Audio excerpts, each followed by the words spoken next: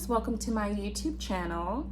So in this video today, we're going to be discussing the shenanigans of women in 2023. Oh my God, I have a story for you guys. I have stories, plural, so bear yourself. So, yes, where do I start? So essentially, we're going to talk about how I got fired from my new nursing job. Secondly, it was a travel kind of type nursing job, contract position. Secondly, we're going to discuss other shenanigans that happened as well. So let's get into it. So yes, so the first one we're going to go and discuss is how I was terminated by my female supervisor or manager. Unexpectedly, that is. So basically, I was doing this nursing position, this nursing job, and I was like a new grad, a new hire. And so what happened there was like, they were like, okay, your contract is going to be set for 13 weeks. We understand you're a new grad, you're good to go. So yeah. So I as a new grad, I'm like, wow, I'm excited. I see these TikToks, I see these videos about people saying, ooh, I finally got my dream job. After all the crap I went through in nursing school, this is where it is. This is where it gets me to. Awesome. So yes, so we got into that, and I was working, and I think I worked for a total of 8 weeks. And I worked my regular shift and my hours, and I had no problems. Everybody there was friendly, cool, did the training, had the orientation. It was nice. It was sustainable. I enjoyed the pay. No complaints here. So we got into a discrepancy of the pay rate. So I was trying to tell my employer, hey, guess what? I know this is like a travel contract position. I wanted to let you know my primary residence is in New Jersey though. So do you know how I'm going to be compensated in terms of that? Since this is a travel and I'm actually licensed in New Jersey. So she went ahead and said, oh, well, that's not what we see in the system. We see a different rate. And right now you're on a travel contract. So you're working for under the Texas law. So that's what we've been paying you according to that, on that pay grade. And I said, right, dutifully so, I get it. But I thought in the contract, you guys was gonna revert my pay to where I lived in the state that I resided. And so we went into a little tit for tat. I spoke with the payroll person, and they said, okay, as long as you just go ahead and update it. So me and payroll were just talking one-on-one, right? So I told payroll, I updated my new address, here's my ID and everything. Maybe that got mixed up in the situation, I don't know. So it's in the system, I've updated it. She said, okay, sure, we'll go ahead and change your pay rate. Now, this is where things got a little tricky. So I said, well, I'm looking at my previous pay stubs, and I see that I've been getting paid the Texas pay rate. Do you know who's going to change that? Who's going to do the back pay on that? And she turned it around and said, well, I have to look and see and all of that. Or I don't even think she responded. And I said, okay, look into it. So in 5 minutes, I get a call from an agitated, demented woman on the phone calling me and very upset. She wouldn't let me get a word out. She said, no, this is what we had in the system when you started. We want to go with this, and I said, but it's the law that you should pay someone the correct pay rate. So we're just going back and forth about the pay. She's irate. She's upset. She's really, really angry and antsy about this pay rate, and that she has to pay me a little bit more since I'm a New Jersey resident. So I'm just saying, there's really nothing to argue about here. This is what it is. I've provided my ID. This is the truth. I'm not a Texas resident. I've told you that. And she's just like, well, no, we're not going to do the back pay. I'm not going to do it for you. And that's it. And I'm like, well, I need to speak to someone that's going to do that. It doesn't make any sense. And then she says, well, okay, you're fired. We're going to go ahead and let you go. We don't, and this just started based off conversation about the back pay. Payroll already said moving forward, we're gonna adjust your pay rate to what it should be. So there was no issue there. There was no need for her to come and call my phone number and chew me out.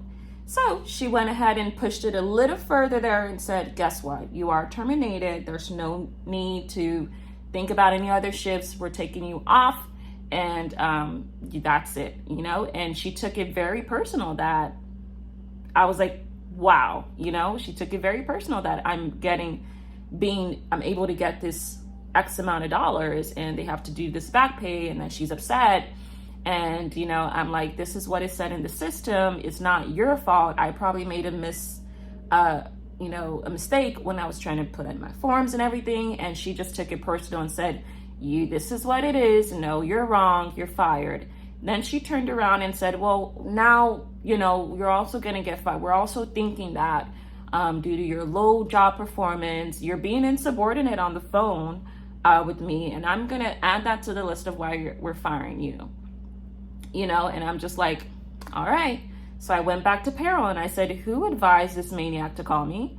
And payroll was just like, I'm the one that asked her. I had to ask her questions. And I'm like, you had to ask questions. Who advised her to chew me out on the phone is my question.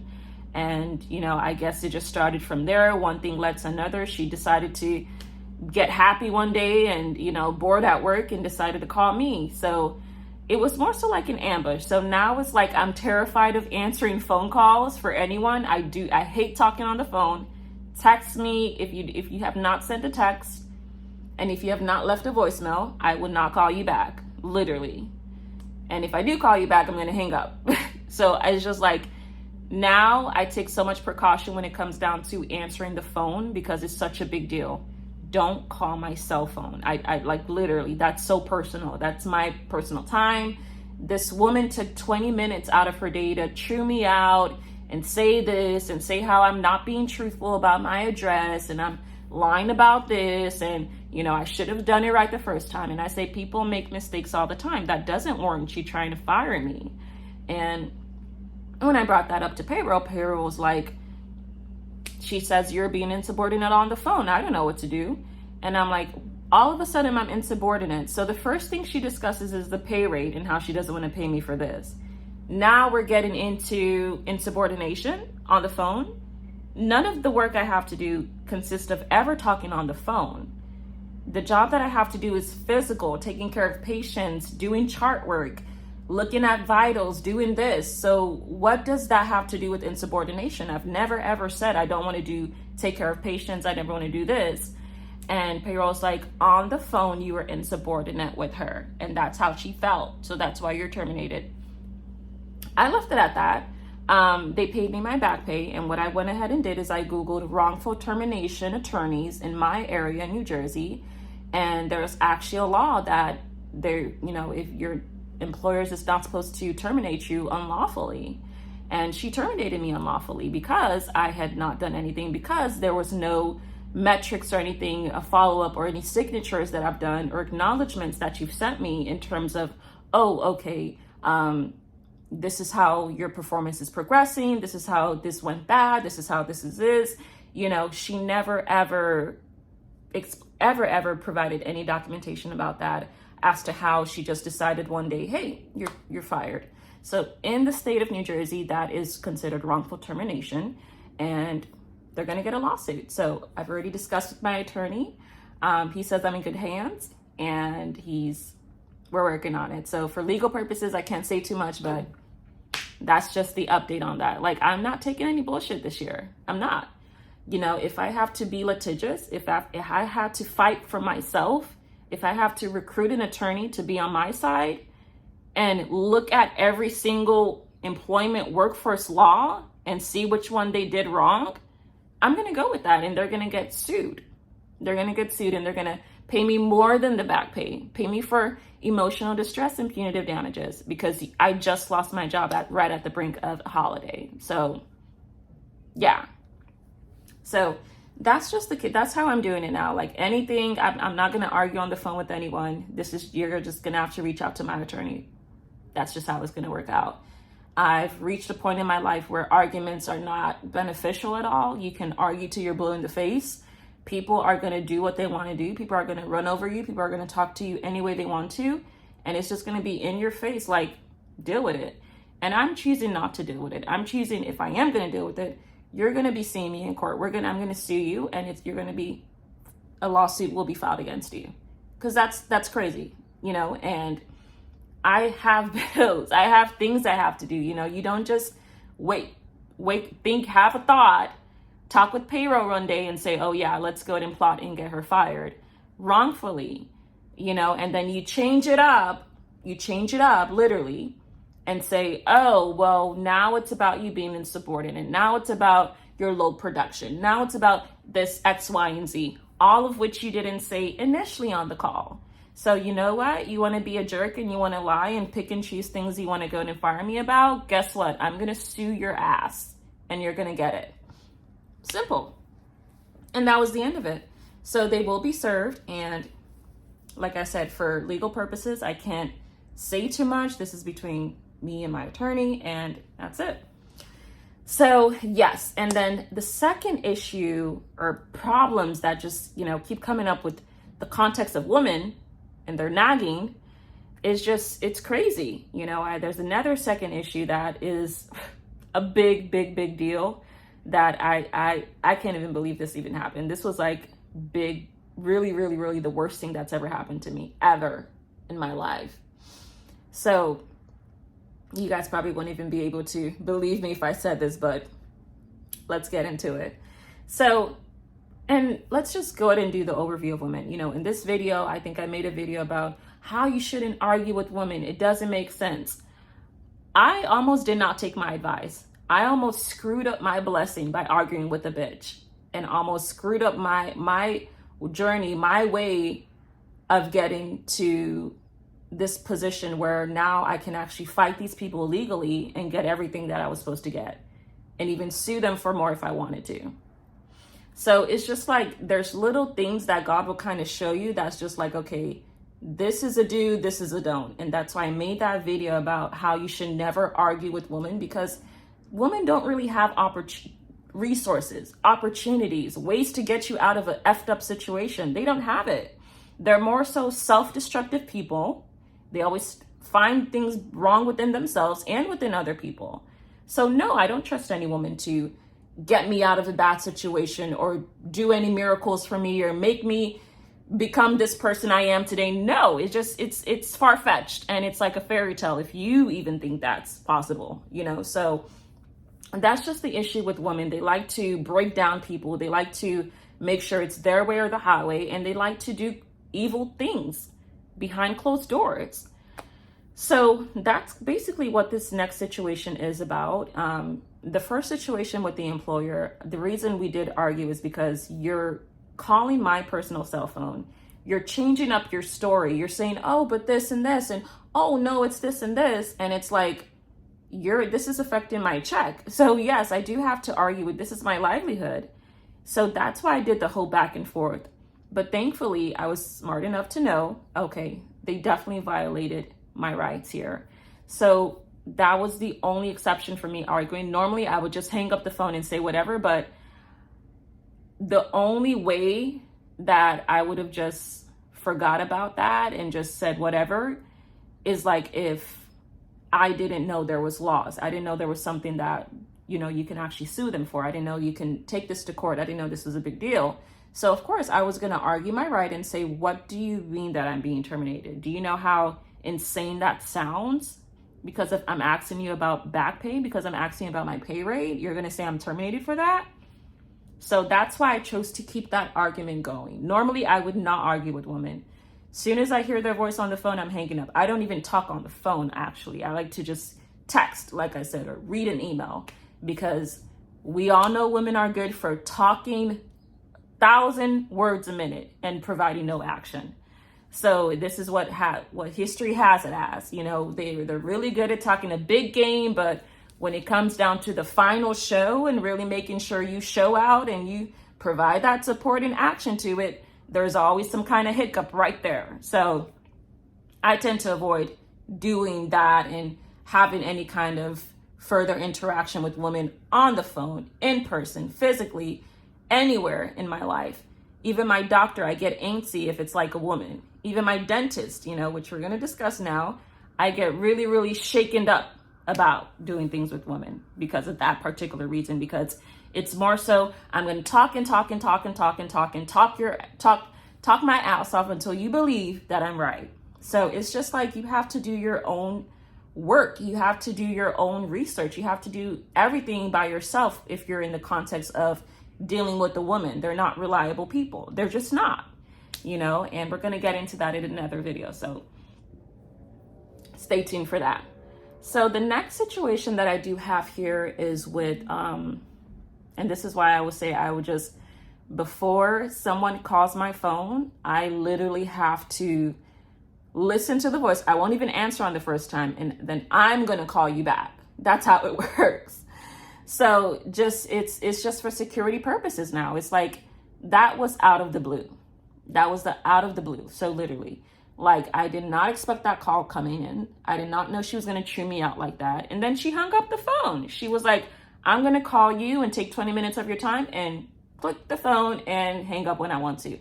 That is my personal time. I don't play around my time. We live in Eastern time, or I live in Eastern time. So I don't play around every minute of my life. I need my time. So it was just rude, and yeah, just text messages from here on out. So learn my lesson.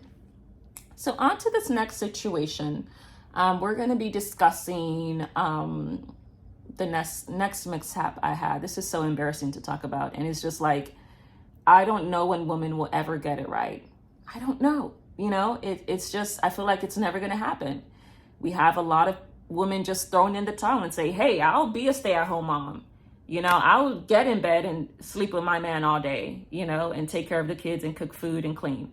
I'm done with businesses. I'm done with trying to be an independent, successful woman. I'm going to be right under my man's ass and take his name and be right under him, So you see that a lot on social media. I'm sure everyone, at least one person out there in this world has seen a reel about a woman deciding to be a stay-at-home mom and things like that. And we're going to leave that for this next video coming up. So, but yes, next I do want to just discuss, I don't even want to discuss this. I don't want to do it. But I had a situation at a dental office. It was an incident that occurred between a registered dental assistant. So this is someone that, what an RDA is, a registered dental assistant is someone that has completed either their year or 2 years of the dental education and things they have to know as a dental assistant to be eligible to sit for your boards. So this individual did the educational requirements. She took her boards and passed. Of course, you have to pass it in order to be able to get licensed, in order to touch a patient and do things in the dental field. So she did a good job on that. She got it. Just letting you guys know what an RDA is, a registered dental assistant, in case you didn't know. They do have to be licensed. So it's not like it was just any regular person that just came up to me or, something like that. They're definitely licensed to do what they do. So this is why it was super duper shocking and confusing and surprising to me that this incident could occur. But let's get into it. So, like I said, I had, was it a crown that had to be done? I don't know. It was a crown.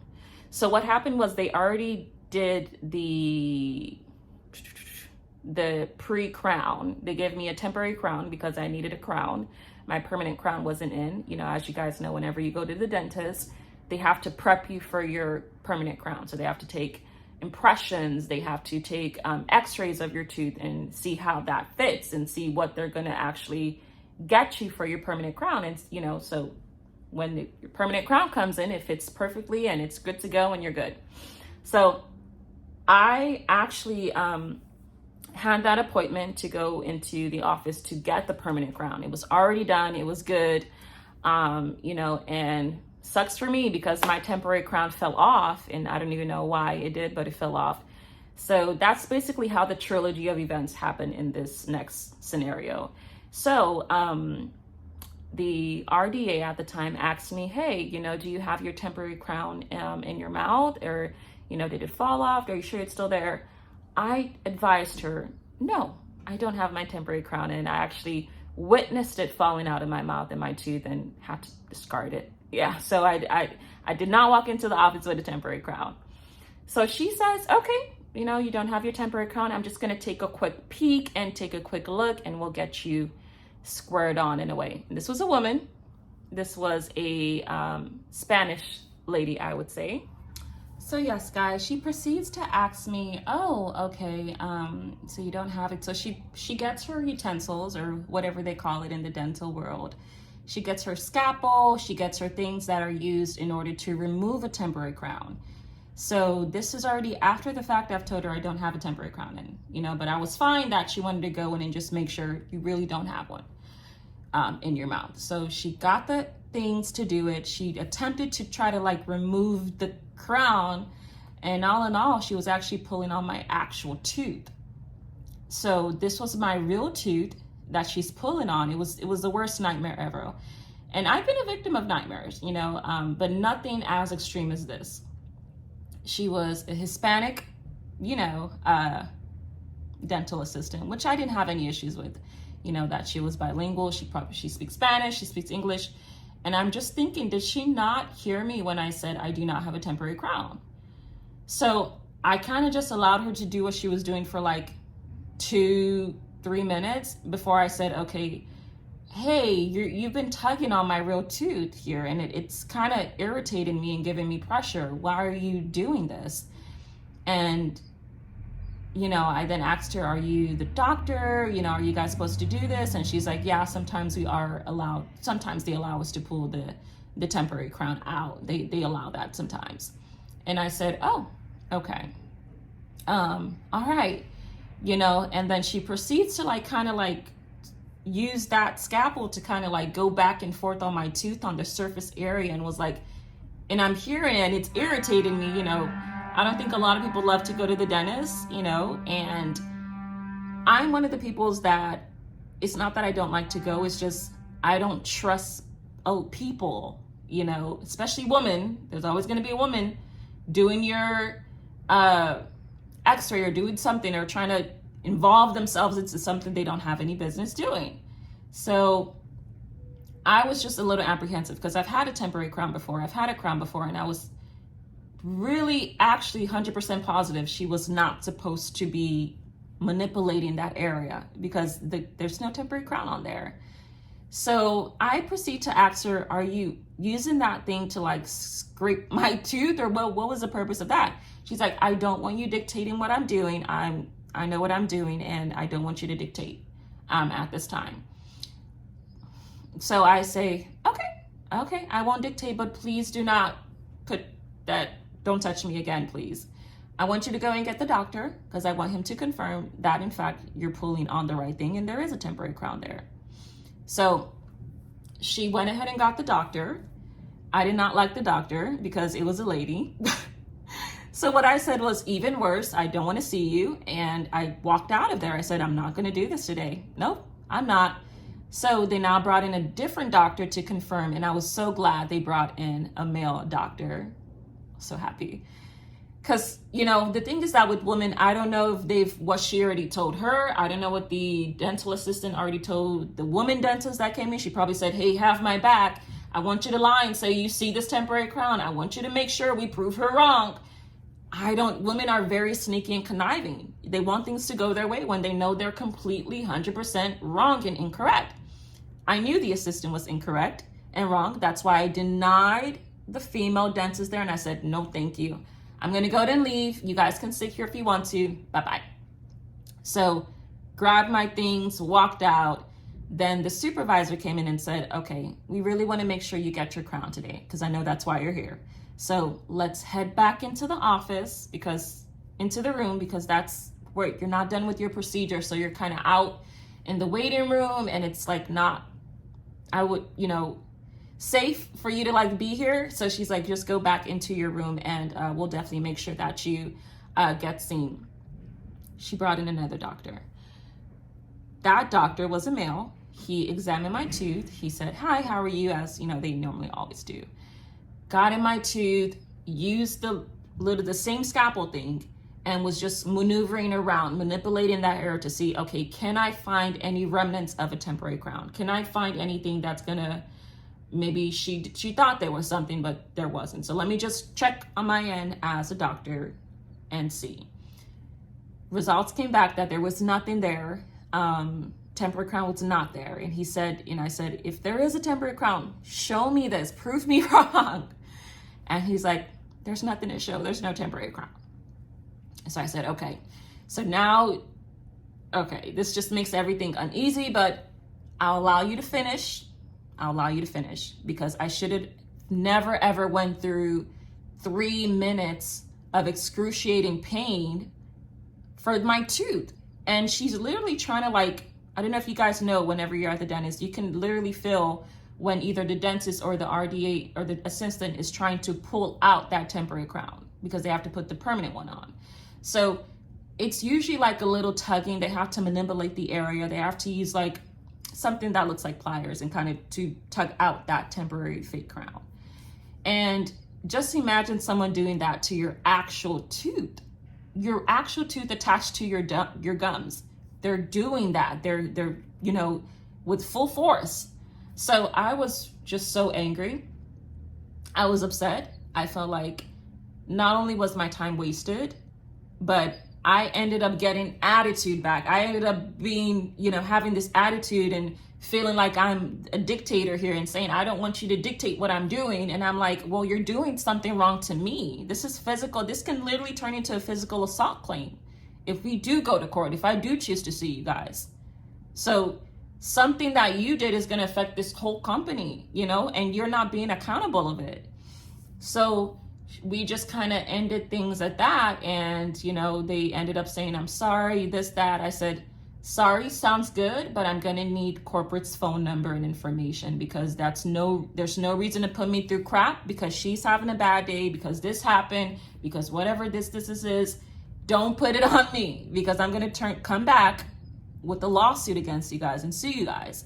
Don't ever do that, you know? And she's like, it's okay. It's fine. She gave me her email address of her boss in corporate. So we did that. We had the conversation with corporate. Corporate was very professional. They conducted investigations.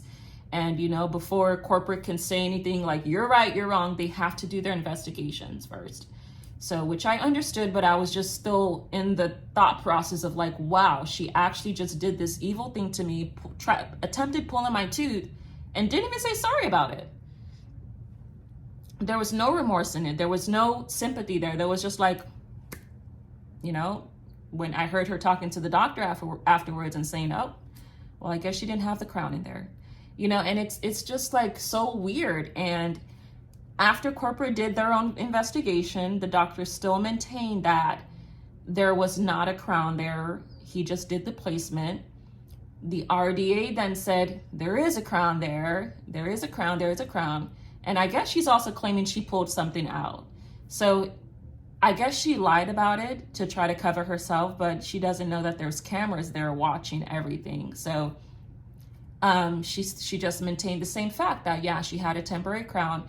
I literally had to go back to another dental office, show estimates that I have to get, because they have to either extract that tooth. Only two things can happen: extract the tooth or redo the root canal and put another brand new crown on it, because of what this dumb ass created on my tooth. And it was just annoying. So right now, again, this is in a legal battle. We're still looking into it. Attorneys is looking into it for sure. And, you know, that's just what it is.